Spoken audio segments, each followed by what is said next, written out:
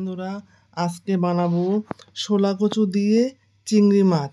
আপনারা তো মাছের মাথা দিয়ে নারকেল দিয়ে খেয়েছেন, এবার চিংড়ি মাছ দিয়ে বানিয়ে দেখবেন। আমি এবার কিভাবে চিংড়ি মাছ দিয়ে শোলা কচু বানাবো আপনারা দেখতে থাকুন, পুরো ভিডিওটা দেখবেন, কেউ কিন্তু স্কিপ করবেন না। বাজার থেকে আমি এই শোলা কচুগুলো এনেছি। এবার আমি এক এক করে এই কচুগুলো বের করে নেওয়ার পরে ভালো করে কেটে নেব, পরিষ্কার করে বেছে বেছে কেটে নেব। দেখো বন্ধুরা, আমার সব কচুগুলো কাটা কমপ্লিট। এবার চিংড়ি মাছগুলো আমি বাজার থেকে এনেছি, খুব একটা বড়ও না আবার খুব একটা ছোটও না। এবার আমি চিংড়ি মাছগুলো এক এক করে ছাড়িয়ে নিচ্ছি। ছাড়ানোর পুরোটা ছাড়িয়ে নেব ভালো করে। মাথাগুলো আলাদা করব আর লেজের থেকে আর মাঝখানে আর কিছুটা আঁশ মতন রেখে দেবো। এবার দেখো চিংড়ি মাছগুলো প্রায় আমার শেষ। এবার গ্যাসটা আমি জ্বালিয়ে নিলাম।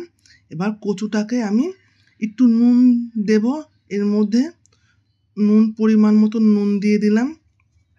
তারপরে আমি দেখো জল অল্প করে জল দেব।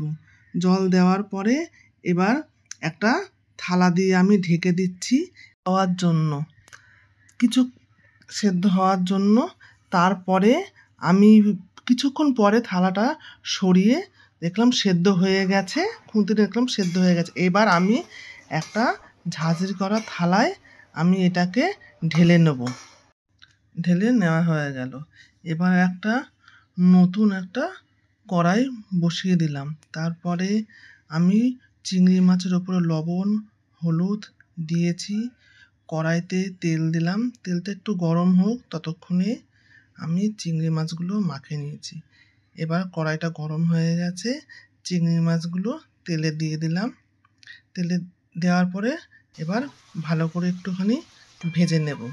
দেখো বন্ধুরা, আমার চিংড়ি মাছগুলো বেশ লাল লাল করে ভাজা হয়ে গেছে। এবার চিংড়ি মাছগুলো আমি একটা বাটির মধ্যে ভালো করে তেল ছেঁকে তুলে নিলাম। পরিষ্কার করে সবকটা চিংড়ি মাছই তুলে নিলাম। এ দেখো বাটির মধ্যে দিয়েছি। এবার তেলে কালো জিরে দিলাম, তারপরে তেজপাতা ছিঁড়ে এবার একটু নেড়ে নেওয়ার পরে এবার দিচ্ছি রসুন কুচানো দিয়ে এটাকে তিনটে জিনিসই ভালো করে এবার ভেজে নেওয়ার পরে এবার ভেজে নেওয়া মশলাগুলোর ওপরে সব সেদ্ধ করা কচুগুলো দিয়ে দিচ্ছি। পুরোটাই আমি দিয়ে দিলাম কচুগুলো। এবার তার উপরে আমি কাঁচা লঙ্কা দিচ্ছি, আপনারা যেরকম ঝাল খাবেন দেবেন। আর পরিমাণ মতন একটু লবণ দিয়ে দিলাম, হলুদের গুঁড়ো দিয়ে দিলাম। এবার দিচ্ছি ভেজানো কাঁচা ছোলা, ওপর দিয়ে ছড়িয়ে দিলাম। ছড়িয়ে দিয়ে এবার ভালো করে সব কটা মিক্স করে ভালো করে একটু নেড়ে নিচ্ছি। 5-10 মিনিট একটু নাড়তে হবে। নাড়ার পরে এবার কি করব, ঢেকে দেবো। এবার রসগুলো একটু শুকিয়ে এসছে। এর ওপরে আমি চিংড়ি মাছগুলো সবটাই আমি ছড়িয়ে দিয়ে এবার ভালো করে খুন্তি দিয়ে শুকনো করে যতক্ষণ দেখবে আস্তে আস্তে তেলগুলো নেমে আসছে। আর তার উপরে চিনি ছড়িয়ে দিলাম একটু পরিমাণ মতন দিয়ে এবার ভালো করে নাড়বো।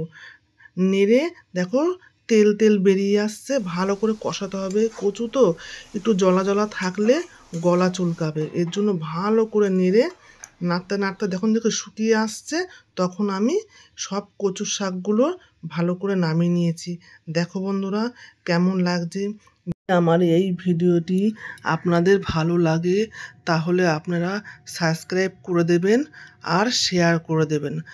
বন্ধুরা আপনারা সবাই ভালো থাকবেন, সুস্থ থাকবেন। ধন্যবাদ।